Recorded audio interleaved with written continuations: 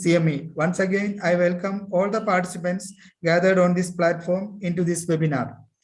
With these few words, I stop my speech by wishing all success to this webinar. Thank you. Jai Hind, Jai IAP. Thank you, Vijayan sir. We are privileged to have President of IAP Kerala, Vijay Kumar sir, as the chief guest for today's program.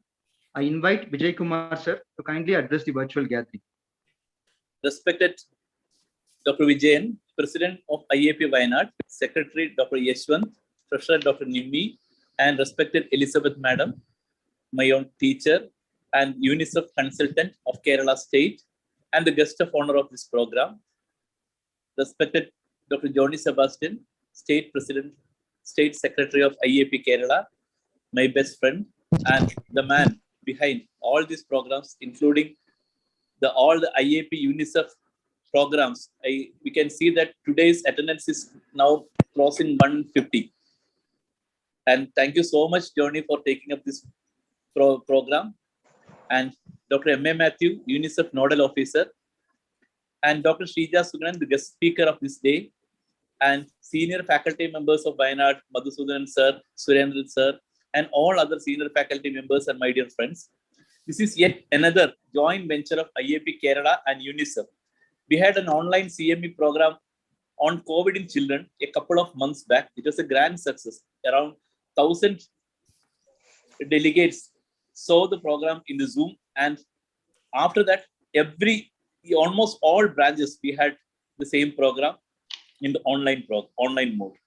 The ECDN workshop was a grand success. That was an offline program, and most of the districts have taken up that program, and it was a joint venture of IAP Kerala and UNICEF. This time, we have yet another program that is on COVID vaccine in children, and that is a very pertinent topics of today.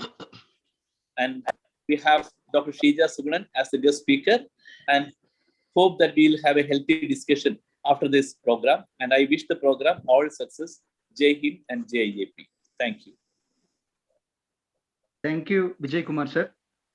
We are honored by your presence, sir. Thank you. We are fortunate enough to have Elizabeth Madam, the doyen in the field of pediatric nutrition and the UNICEF consultant of IAP Kerala, as the guest of honor. I invite Elizabeth Madam to please address the gathering. Good evening, all of you. Chief guest of the day, President of IAP Kerala, Dr. Vijay Kumar, Secretary, Dr. Johnny Sebastian, Dr. Gobi Mohan, President IAP Wayanad, Dr. Vijayan, Secretary, Dr. Yeshwant, Treasurer, Dr. Nimmi, COVID-19 UNICEF IAP Project Nodal Officer, Dr. Matthew, faculty for today, Dr. Sheeja Sugunan, Surendran sir, Madhusudanan sir, all senior IAPians and dear friends. I am extremely happy that this program is happening for Wayanad district. We know that COVID-19 is now declining and the momentum for the immunization also has come down, but we must understand that the social vaccine that we had, that is the SMS, that is the soap and the sanitization and the mask and the social distancing, plus the real vaccination actually helped the globe and India to face this. But when it comes to children, a large majority of children are not vaccinated. Maybe when the school reopens, we will get some more vaccination and a momentum. That is what we hope. There was a lot of demand when it came to the adult vaccination, but that sort of a demand is not seen now. So it is very appropriate that we are having this program, sensitizing ourselves, and we have to take it to the community. And I can see that the participants are from across the country. I'm seeing Dr. Nagalada from Bangalore and so many others. So it is a very special and happy occasion. And I'm very happy because of three reasons, I must say. One is that Wayanad is hosting this. Because of various reasons, I'm so happy. Wayanad is so special for me because that is the aspirational district of UNICEF. That is one thing. The second is that when I became president in 2016, the first program that we had was in Wayanad. That was regarding child safety and POXO and all. And then Dr. Vijayan, who is very dear to us, a Trivandrum product, is the president there. Then second thing is that this project is very special. As I already said, there is a need for creating a demand. And many people are thinking, is it needed now? Will it come again? Dr. Sheeja will be able to enlighten us on this. And I could mentor this program. When I became the consultant last year, we took up 3 programs, as Dr. Vijay Kumar was telling. One was the ECDN, which became a big success, and then the COVID-19 care and vaccination. And the third, the one which is yet to be released under the leadership of MKC Nair sir. We are looking at the psychosocial impact of COVID-19 on school children. There are a lot of new information which is coming up, which we will have to address. And lastly, but not the least, Dr. Sheeja is the faculty for today, and she is the ultimate word in immunization as far as we are concerned now. And she is a national expert and very hardcore researcher and academician. And when one of our students excel, we will be very happy. So I am extremely happy that you have invited me to this very special meeting. And I wish all success for this program. Thank you very much. Thank you, Elizabeth, madam, for those kind words and appreciating our branch. And also, we would like to have some more programs for district under your tenure, madam. Thank you, ma'am. Now it's time for felicitations. Is M. Matthew, sir, online, sir?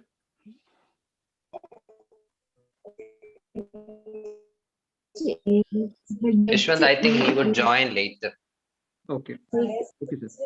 I invite Vibrant Secretary of IAP Kerala and a very good friend of mine, John Sebastian, sir, for the felicitation.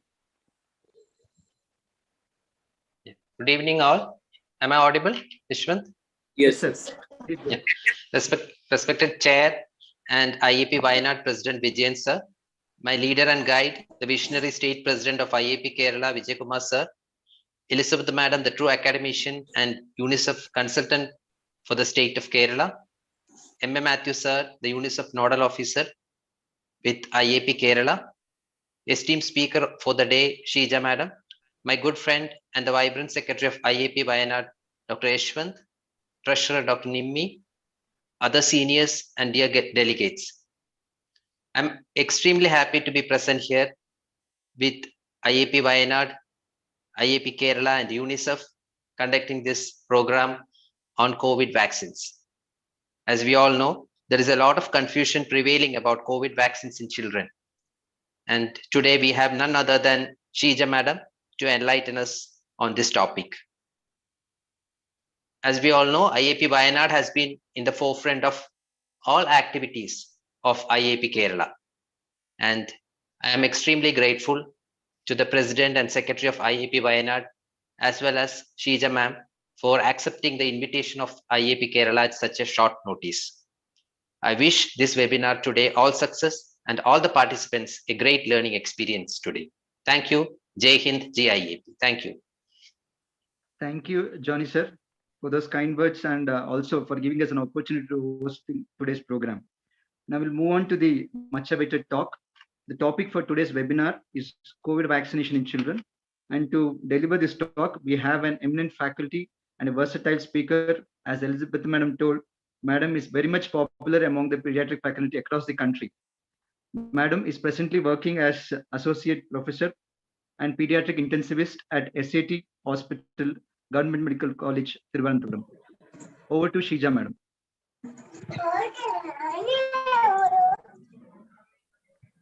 Thank you, Dr.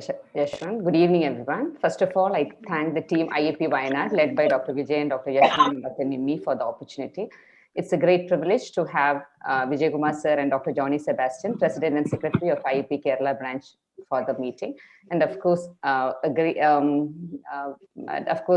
very thankful for the kind words that my teacher Elizabeth Madam had to say about me. I don't think I really am of that stature, but still really happy to have you, Madam, here. And Madam has always been the role model for all her students.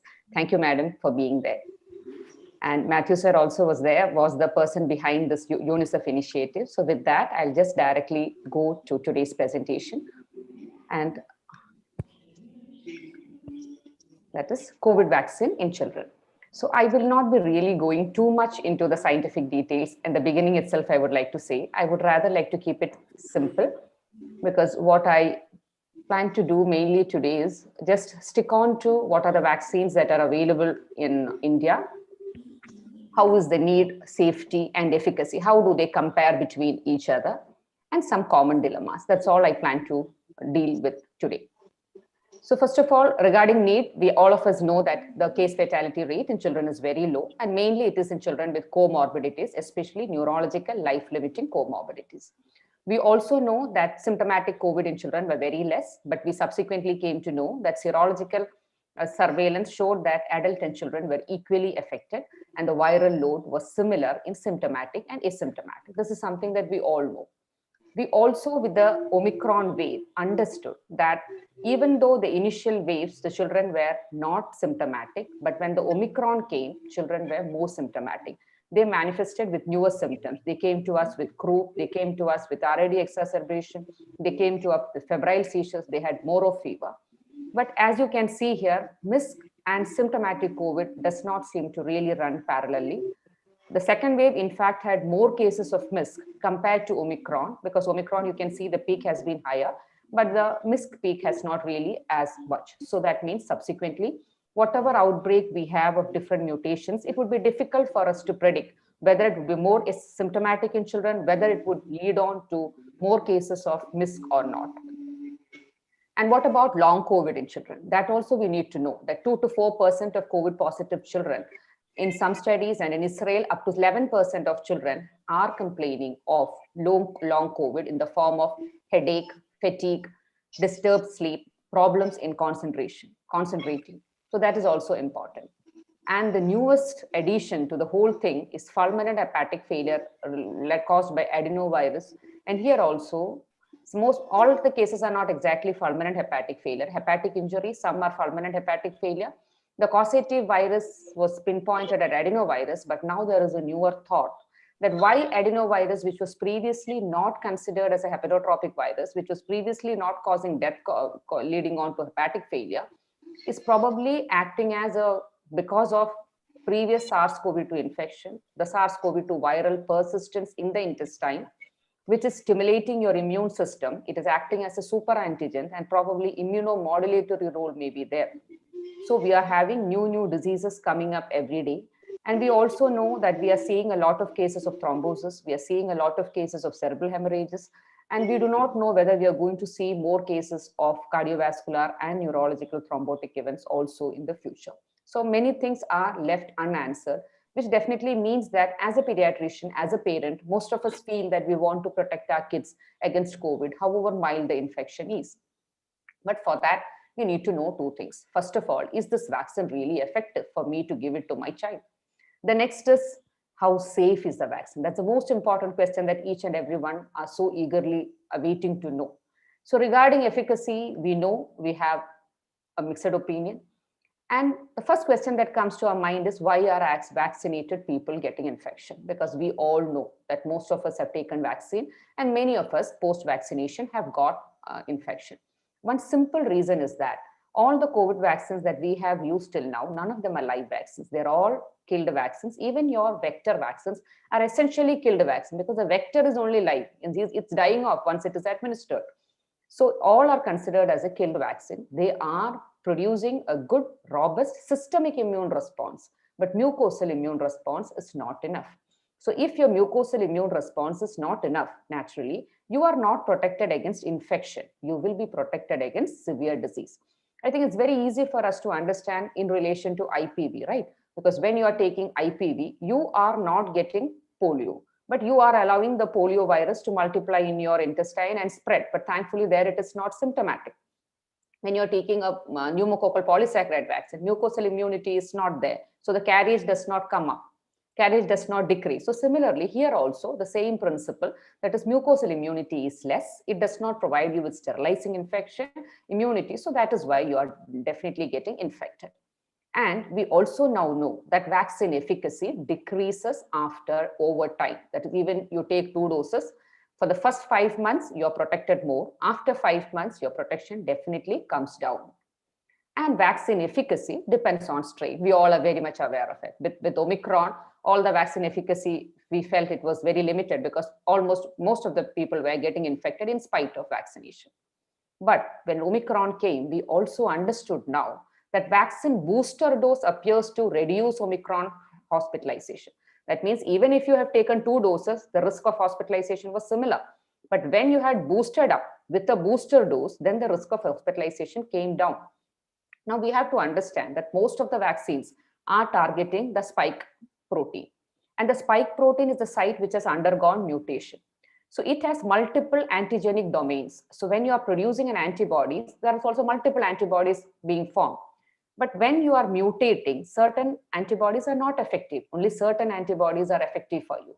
And those antibodies which are effective for you should be in a far higher concentration to outgrow which is not effective, so that you are immunized, so that you are protected.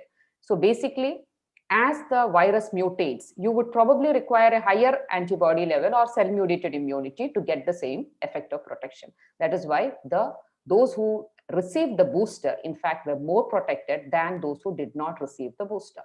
And that is also, as a pediatrician, it is simple for us to understand. That is, follow the basic principles. We all know when you're using a non-replicating vaccine, the initial vaccines mainly act as a sensitizing dose. It is only after the 2nd or the 3rd dose you get a reasonable antibody response. We also know that 4 to 6 months after a non-replicating antibody gives you a protective response, the antibody titers or the effectiveness does decrease because the plasma cells die off.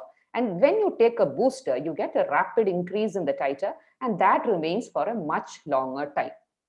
So I hope that much is clear, that booster is mandatory, and that is nothing new. It is something that we have been following all along. When you're taking your DPT, if you are above 7 years, 016, TT 016, hepatitis B 016, HPV 016, where 0 and 1 are the primary and 6 is the booster dose. So that's applicable for COVID also. So boosters are mandatory. So now comes the question, how many boosters? So India, as of now, we said single booster after 9 months, but we all know that definitely booster is probably needed by 5 to 6 months. CDC is telling for normal people about 12 years of age, it is only a single booster.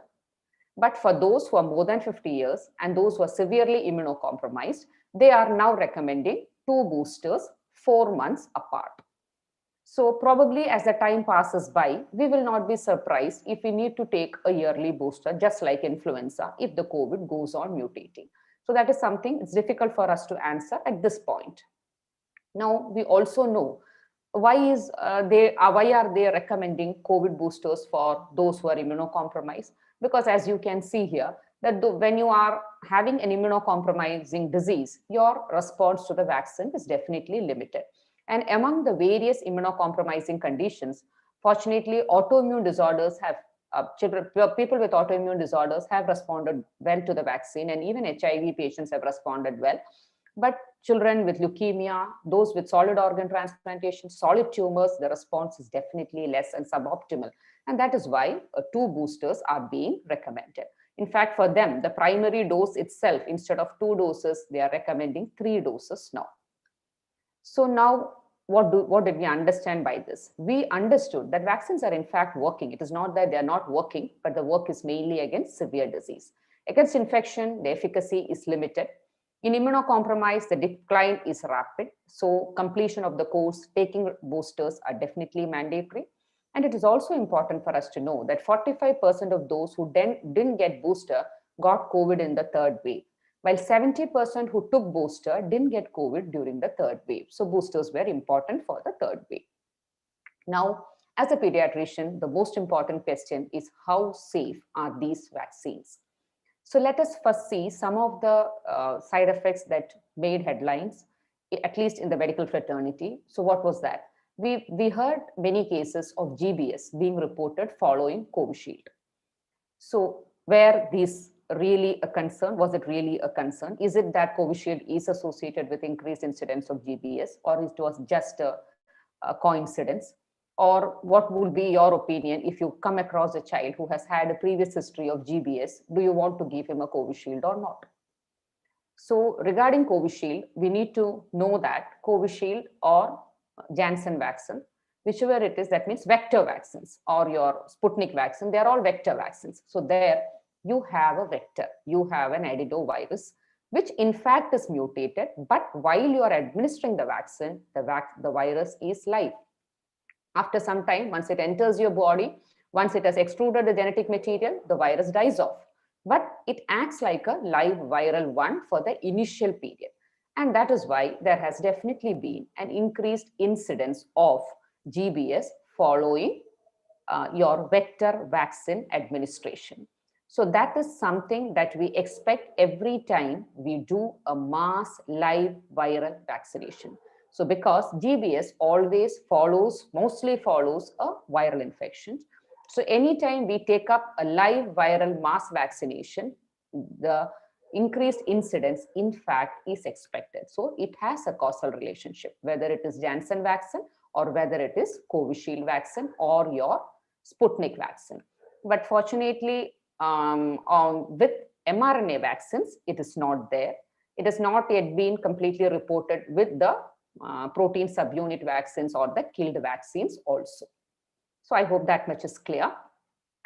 And when somebody has a GBS following, say, a vector vaccine, when another vaccine was given, like an mRNA vaccine, recurrence has not been seen. So that is also a good sign. That is, repeat vaccination is not causing recurrence of GBS, but naturally nobody would give the same vaccine which caused GBS the next time. Everybody would opt for a different vaccine, and different vaccine has not led to recurrence of GBS. So now coming to what about thrombosis with thrombocytopenia. So this was a concern for us because we had patient, pregnant lady having cerebral venous thrombosis. Even mortality has been reported. So now pregnancy is a prothrombotic condition. So does this vaccine really cause a vaccine-induced thrombosis with thrombocytopenia? Or which vaccines cause this? Is it the first dose that leads on to the complication, or is it the second dose that leads on to the complication? I've taken one vaccine before, but now I feel that I should not take a vaccine which causes thrombosis. So should I be scared in repeating the dose? So here we need to know that thrombosis with thrombocytopenia is a rare risk, but it is definitely there. And that is again with the vector vaccine. The risk is more with the first dose. So that is something like all your live vaccines. That also we need to understand. That side effects with live vaccines are usually seen with the first dose. So probably here it is the adenovector, which is one of the causes. And that is why more cases are after the first dose and not after the subsequent doses. And they are being seen mainly in females, almost exclusively in females, we have to say. And age group is 18 to 49 years, occurs within 2 weeks. And it has not been reported with other mRNA vaccines also. So as you can see, 32 to 40 is the age group where it has been reported. And it is especially, it has been associated with production of autoantibodies against platelet factor 4. So anyone with the risk of thrombosis, anybody who has had a heparin-induced thrombocytopenia in the past, because there also you have the same thing, autoantibodies against platelet factor 4. In those situations, those patients should definitely avoid taking a vector vaccine. Then comes the most talked about side effect, that was post-vaccination myocarditis, something we all were terribly scared, especially to give a vaccine to our kids because of this fear of having a post-vaccination myocarditis. Here you can see clearly that age less than, it is mainly seen in the males, it is mainly seen those below 30 years of age, and this is something that is seen after the second dose and not after the first dose. So that is the peculiarity of myocarditis, more in males below 30 years and after the second dose. Now, Cases reported is only following mRNA vaccine. Other vaccines, including your vector vaccines, Covishield, Janssen, have not reported myocarditis. Onset of symptoms, median is 3 days, can range from 0 to 179 days. Median duration of admission is 2 days, and this is the earlier report that no deaths have reported. So basically what we are trying to say is that myocarditis do happen, and they happen after mRNA vaccines. And as of now, it appears to be a mild disease. But so what can we do to mitigate even this risk? Because we are definitely scared. Even now, when you say that the mortality is not there, we want to know the long-term outcome. Is the heart functioning normally in the long term? Will they have any other problems in the future that we also need to know? But we also need to know that myocarditis incidence following acute COVID-19 infection in this age group is higher than myocarditis following vaccination. So that's important for us to understand. And one interesting finding now is that they have found that the shorter the interdose interval, that is the dose interval between the first and second dose of mRNA vaccine, higher is the chance of having myocarditis. So if you increase the interval between the first 2 doses, the chance of having myocarditis is decreased. So that is why now the recommendation both by the CDC as well as the NHS UK, they now recommend that those between 12 to 39 years of age. So this also, again, we need to remember, children less than 12 years don't seem to be at a higher risk of myocarditis. It is mainly in the 12 to 39 age group where the increased incidence is seen. And there they have found that longer interval is better. So they are now recommending an interval of 2 to 3 months between the first and second dose. So again, reminding you, we are talking only about mRNA vaccine, a vaccine which is currently not available in India, and the other vaccines which are currently available in India have not reported an increased incidence of myocarditis. But we need to know this because we come across children from all around the globe. So we need to know what is the risk there. And now the newer vaccines, the modern Pfizer is the only one that has been licensed in CDC by the CDC for those below 12 years. And they are using a lower dose for children below 12 years. Now, the most important question we all wanted to know, can vaccination cause MIC? Because we knew that MISC follows COVID infection, but that is a rare complication, even though in a hospital setup, you must have seen more than 150 cases in medical colleges, but still it is a rare complication. So can vaccine cause MISC? So it has been given a new term, that is MISV, that is vaccine-induced multisystem inflammatory syndrome. And the incidence is being found to be only 0.3 case per million vaccinated individual. So as of now, it definitely does not look like a point of concern. To say it further, this has been an interesting study from 41 pediatric ICUs in France, where they found that none of the adolescents with MISC were fully vaccinated. So they found that the hazard ratio after 1 dose was 0.09. And similarly, study from US, they found that the estimated effectiveness of 2 doses of Pfizer vaccine against MISC was 91%. That means children who were vaccinated with Pfizer vaccine, with COVID vaccine, were unlikely to present with MISC than children who were not vaccinated with COVID vaccine. Among critically ill MISC patients requiring life support, all patients were unvaccinated. So that is a reassuring data as far as vaccination is concerned. And that is why the IEC, which is now promoted by the CDC, categorically says that decreases MISC by 91%, and those who are admitted with MISC, 95% are unvaccinated, and no child who was vaccinated required life support. So now finally coming to the last part of the talk, that is what are the vaccines which are currently available and how are they are comparing each other as far as India is considered. So we all know we have Covaxin, Covishield, Sputnik, Zycov-D, Corbevax, and the newer edition, Covovax. So Covaxin, we know it's a killed vaccine, 2 doses, 1 month apart, and then now we are giving the booster also. More than 15 million doses have been given in India, and there are many neighboring countries and African countries who are using this vaccine. And thankfully, as of now, we have not had any safety signals as far as Covaxin is considered. But what about effectivity, efficacy? So we know that when studies were done comparing Covishield and Covaxin, seroconversion rate was definitely higher with Covishield. Similarly, antibody titers were also higher with Covishield. And what our concern regarding Covaxin was, will it cause an antibody dependent enhancement like in dengue? That means if you're producing lesser number of antibodies, if your antibodies are non-neutralizing, can it lead to a paradoxical worsening of symptoms post-vaccination if you're getting infected? But still now, we have not had any signals. And fortunately, it has been found that seroconversion rates with Covaxin in children seems to be better than in adults. And it is also displaying a Th1 bias. That is also a good signal. Now, we have a little reservation regarding this finding is that the data is not yet in the public domain to be really analyzed and commented upon. So that is a gross limitation as far as Covaxin is considered. Regarding Covishield, we all know it is a vector vaccine which has a DNA in it, and the vector is adenovirus, which itself cannot multiply, and it's non-replicating. And once the vector containing the vaccine is administered, the DNA is extruded into the cell nucleus. After that, the adenovirus dies off. And from the DNA that the virus has brought, what we normally do is that it's converted to RNA, comes out to the cytoplasm, is read by the ribosomes, and it starts synthesizing protein. So here, basically, you have a virus which is subsequently dying off.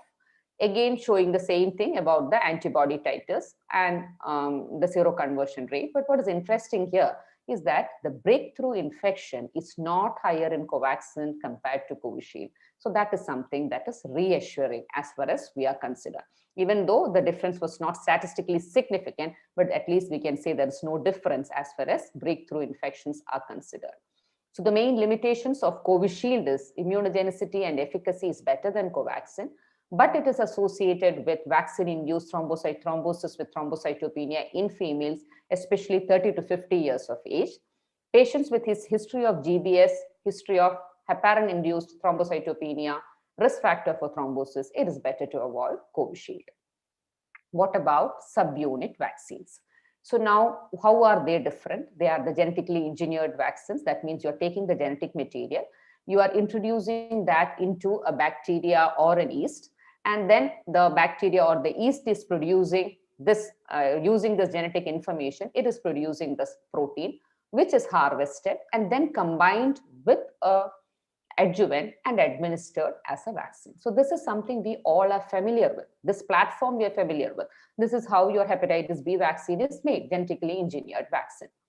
So right now, what is being given to our children, the 12 to 15 years of age group, is the Corbevax. It is mainly a receptor binding domain protein subunit vaccine. 2 doses, 28 days apart is given. And this vaccine is now licensed in India can be used as young as 5 years of age. And it has been shown more than 80% efficacy against symptomatic disease, that is during the Delta wave. And they also claim that there is a high persistence of immune response. That means at 6 months, in the previous cases, we said that post 6 months, there is a drastic drop in immune response and you need a booster. But Corbevax has shown a higher persistence of immune response even at 6 months. There was only less than 30% drop in the antibody titer. Here again, the limitation is you only have a preprint of the phase 1 and phase 2 trials. The phase 3 trial is not yet in the public domain. But the interesting part is definitely the Covovax, which is another subunit vaccine. Here they have an excellent adjuvant, that is the M protein.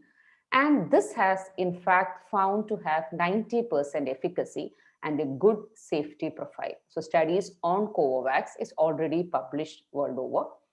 And in India, they have started studies to test efficacy as booster.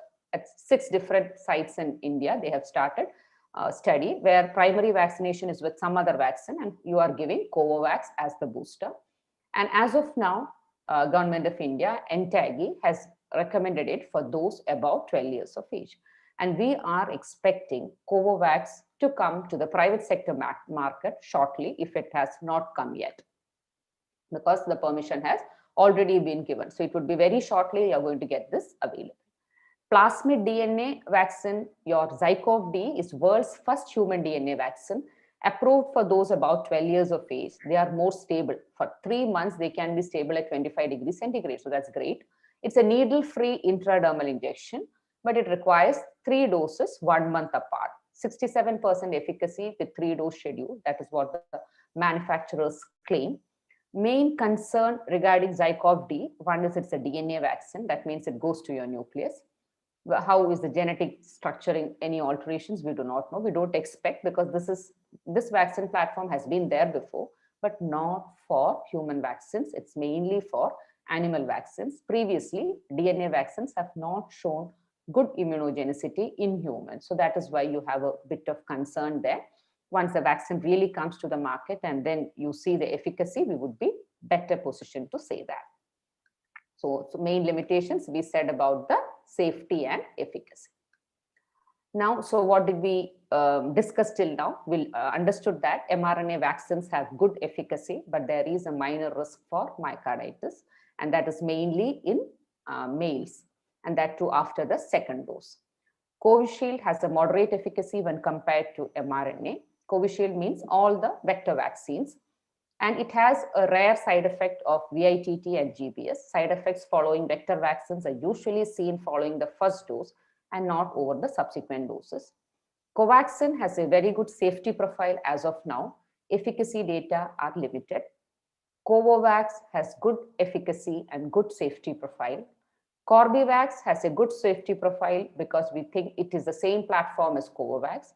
Efficacy, we need further studies to really come to the public domain to comment on that. So now coming to the last part, that's one or two questions that is commonly asked. Previous COVID infection, do they need boosters? If you have already taken 2 doses, do you need to take a booster? If you've taken already 1 dose, is the second dose really needed? And if yes, when to vaccinate?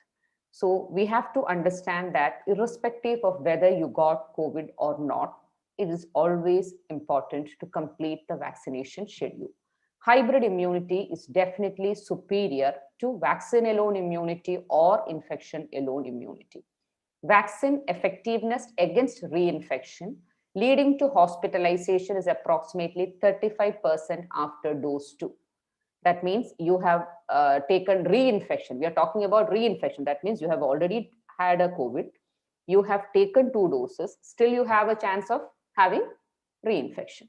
But if you've taken a booster dose, the chance of reinfection decreases to 68%. So means efficacy improves to 68%. So it is important that even if you have taken 2 doses of the vaccine and then you have got a COVID, go ahead and take the booster also. So take all the 3 doses. When to receive the vaccine after COVID? You can take as early as 2 weeks after symptom resolution, but most would prefer to take it 4 to 8 weeks after recovery, because during this time getting a reinfection chance is extremely less. Now, what about MISC? Do they need COVID vaccine? Or if you want to give a COVID vaccine, when to give? Because parents are definitely coming back to you to take the COVID vaccine because they have been so scared of the MISC episode that has happened before. So they are the first ones to in fact volunteer to take the vaccine. And how do you plan a routine vaccination for a patient who has recovered from MISC? So MISC is an immune dysregulation. When you're giving a vaccine, you're again causing an immune response to it. So as of now, there are no specific guidelines to avoid vaccination, but the CDC says that it is better that you wait at least for 3 months if at increased risk of infection. That means minimum of 3 months gap between a MISC and COVID vaccine is of course desirable. You can also increase the interval. No specific guidelines from Indian government regarding that. Now, what about routine vaccination and MIS? If patients are treated with low-dose steroids, when off steroids, you can vaccinate. That means you had just given 2 mg per kg steroid for 1 week, then you tapered 1 mg per kg and stopped in the next 2 weeks. You can definitely go ahead and keep vaccines.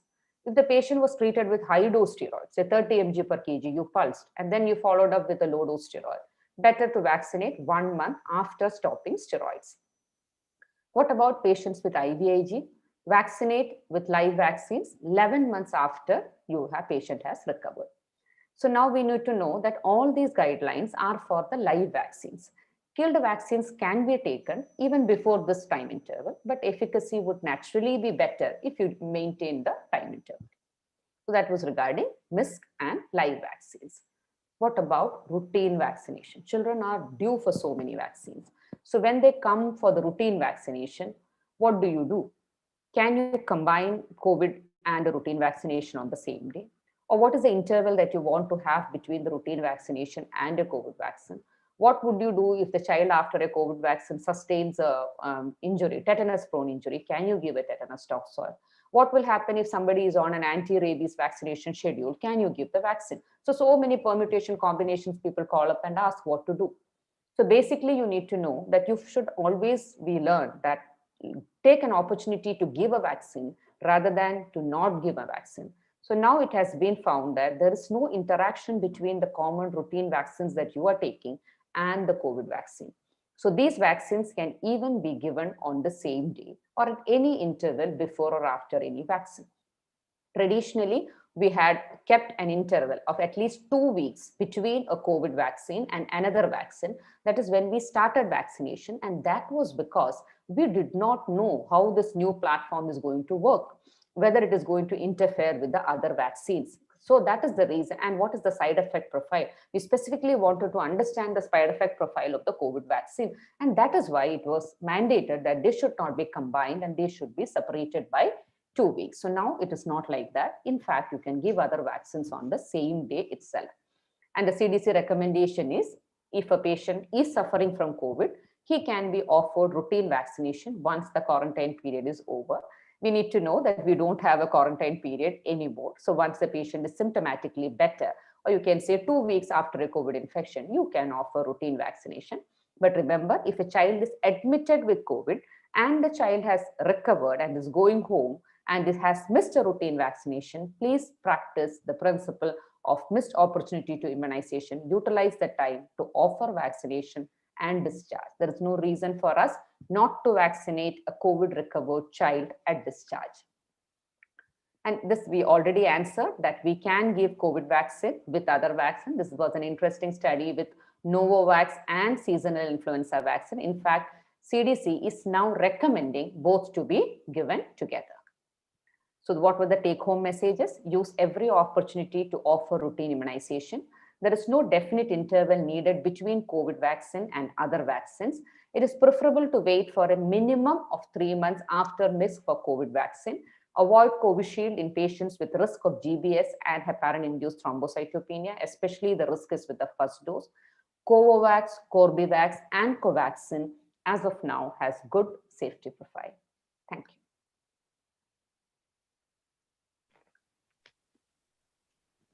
Thank you, Sheeja madam. It was an excellent presentation on COVID vaccination.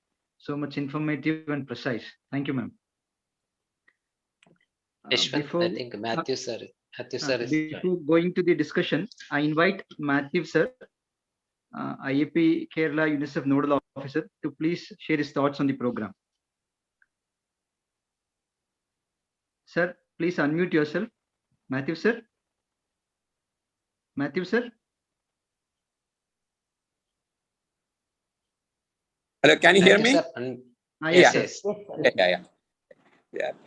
We had a very excellent talk on vaccination because we had a lot of queries regarding when to give, how to give, and regarding the time interval between the vaccination. And Sheeja has done an excellent job, and most of us are cleared all our doubts. And really thank Wayanad branch for organizing the meeting, and Johnny Sebastian and Vijay Masar to coordinate the things. Thank you.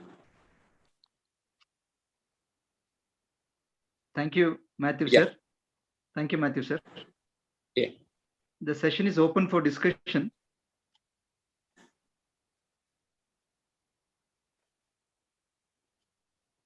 Sheeja madam, there are no questions in the chat box. Yeah. If somebody wants to unmute themselves and speak, this is okay.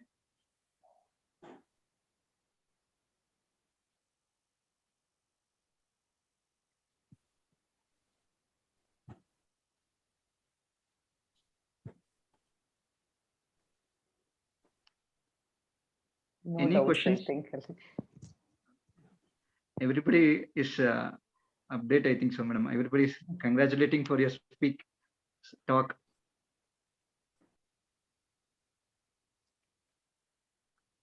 Madam, I have a doubt. Madam, Yeah, yes. IDRV and COVID vaccine, madam. We are telling the 2 weeks gap. What about that?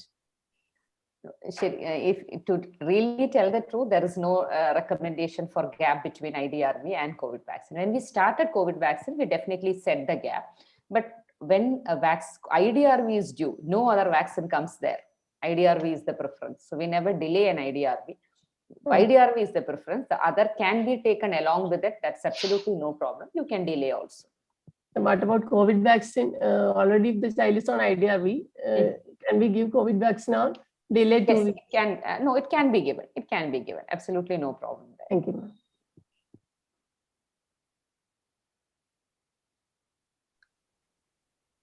Madam, I have a query. Yes. More than 12 years, even Covaxin is now can be used. There is a study like that.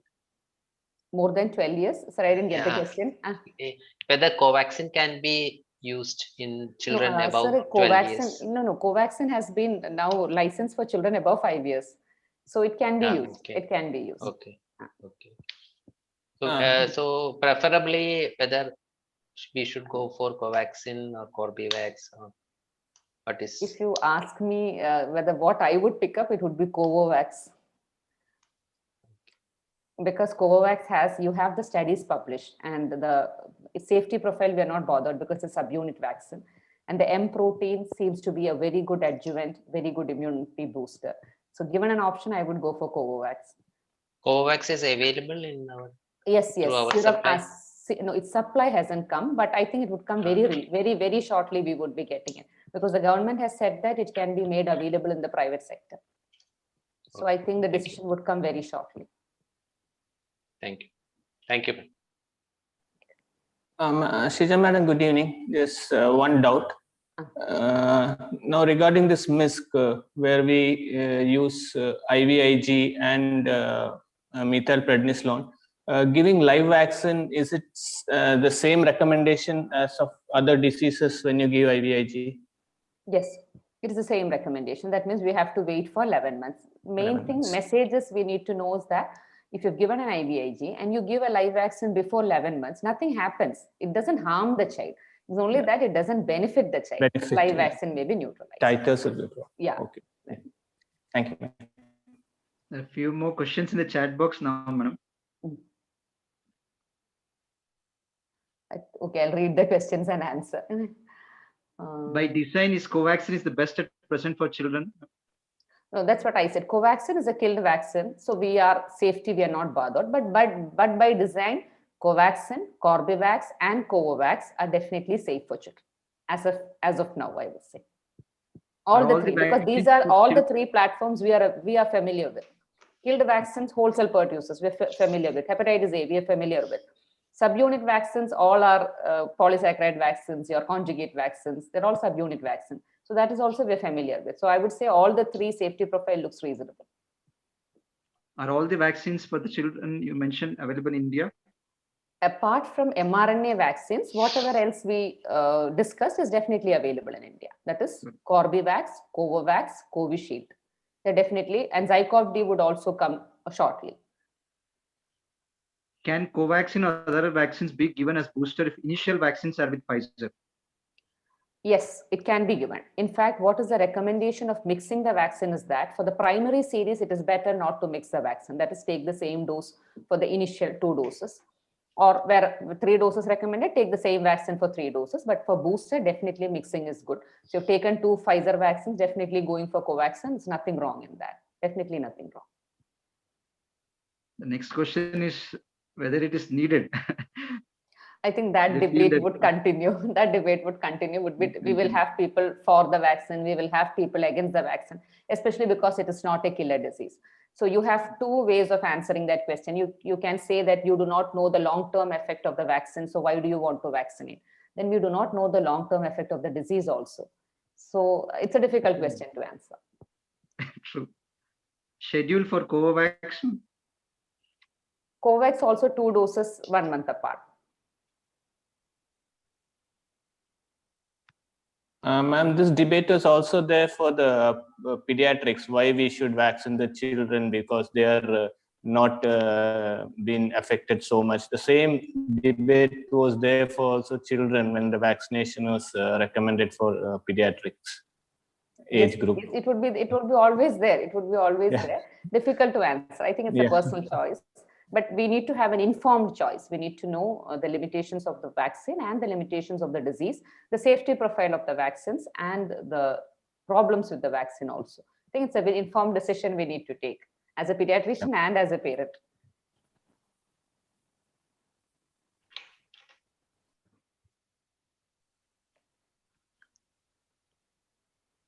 So that's all questions from the chat box. If no further queries, shall we wind up the session and move on to the next part of the program? Johnny, sir? Yes, yes, Yes. yes, yes, Yashu. I invite Treasurer of IAP Wayanad branch, Nimi Madam, to please propose vote of thanks. Am I audible? Yes, Yes, madam, yes. please go ahead. Yes, Respected President, IAP Kerala, Vijay Kumar sir, guest of honor, Elizabeth ma'am, today's faculty, eminent faculty, Sheeja ma'am, other dignitaries, and IMA, IAP members. Today's webinar is a joint venture of IAP Kerala and UNICEF to sensitize pediatricians on COVID vaccination in children. And I am sure that today's session has served its purpose. First of all, I would like to thank President IAP Kerala and Chief Guest of the Day, Vijay Kumar sir, for the presidential address and her wholehearted support rendered to us. Next, I would like to thank Dr. Elizabeth ma'am, UNICEF consultant, and the guest of honor of today's program. Thank you, ma'am, for your inspiring words. I also take this opportunity to thank Matthew sir, UNICEF Nodal Officer, for the felicitations. Next, I would like to thank Dr. Johnny Sebastian, our energetic Secretary IAP Kerala, for the felicitations and for all the support rendered to us. Today, we are very much honored to have an eminent faculty, Dr. Sheeja Sugunan, to enlighten us on the COVID vaccination in children. Sheeja ma'am's talk has been very precise, as usual, very precise, informative, and interesting. Thank you, ma'am, for that excellent presentation. I also take this opportunity to thank our own President and President Vijayan sir for the welcome address. I would also like to thank Dr. Yashwant, Secretary, IAP Wayanad, for leading today's program in an excellent way. I also thank all the senior IAP members, members of IAP Kerala, Central IAP, and members of IMA, Betheri, Mandavadi, Kalpata, and all the members of IAP Wayanad, attending this webinar in good numbers and making this a grand success. Thank you all. I also, sorry, I left out the students of Vinayagar Nursing College. I also like to thank them. Thank you all. Thank you, madam. We'll wind up the session. Thank you, thank Sheeja you. ma'am. Thank you, Johnny, sir. Sheeja ma'am. Thank you, madam. Thank you. Thank you, ma'am. Night, Sir, thank you. night